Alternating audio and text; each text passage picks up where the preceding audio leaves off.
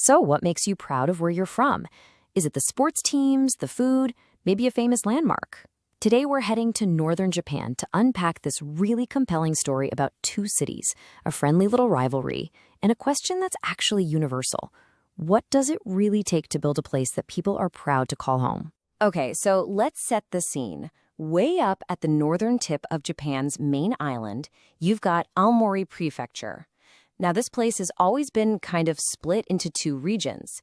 You've got Tsugaru in the west, which is home to the capital, Aomori City, and then you have Nanbu in the east, with its historic port town, Hachinohe. The author of our source material, who calls himself a dyed-in-the-wool Tsugaru kid, says there's always been this spirited, friendly rivalry going on between them. And that rivalry is the perfect setup for a journey of discovery. And this really is a tale of two cities. We're going to follow our author as he leaves his hometown of Aomori City and takes a little trip over to the rival city, Hachinohe. He's heard so much about its cultural scene, and he wants to see for himself what all the buzz is about. You see, for years, he's been hearing about this energy coming out of Hachinohe. It feels like the people there have this amazing passion for their city. He calls it Hachinohe love.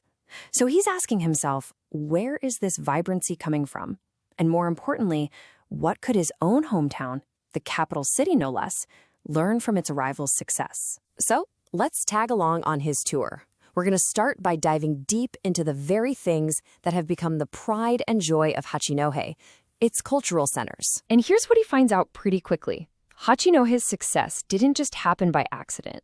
It was a choice. The city made a conscious, deliberate decision to invest in high-quality, accessible cultural hubs.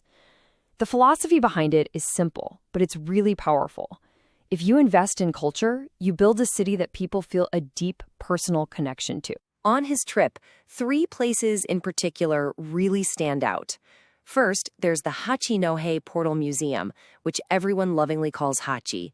Then you have the absolutely stunning new Hachinohe Art Museum, known as Hachibi. And finally, the Korakawa Jomonkan, a museum all about the area's ancient history. And you notice this cute, catchy nicknames? That's all part of the strategy, making these places feel like they belong to everybody. Take Hachi, for instance.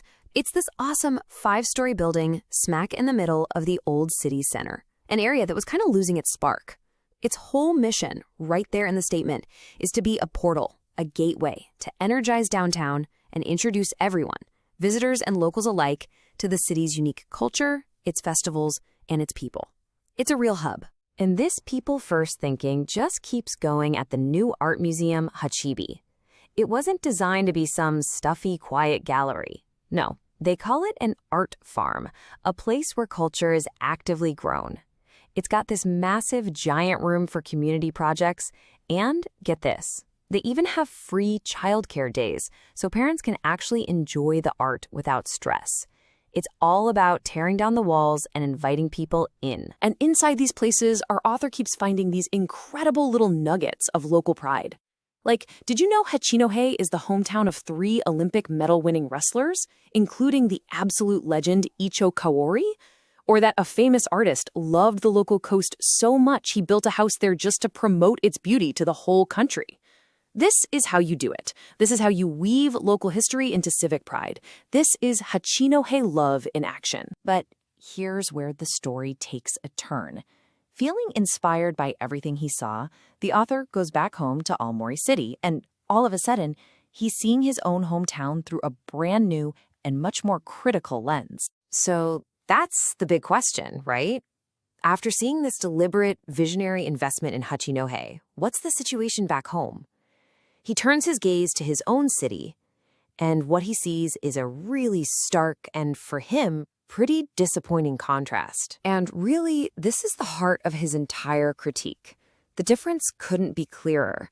While Hachinohe was building new, purpose-built, people-focused centers from the ground up, Aomori City's strategy was to just repurpose old buildings that were never meant to be museums in the first place. It feels like a strategy of just making do, not creating a bold vision for the future. For instance, the Aomori City Forestry Museum is in a beautiful but very old former forestry building. And the main visitor center for its own ancient Jomon historical site, well, that's housed in an old elementary school that was shut down. According to the author, these are just Band-Aid solutions, not the kind of long-term investment in culture that a city needs. So this leads to the central question of his whole analysis. Why?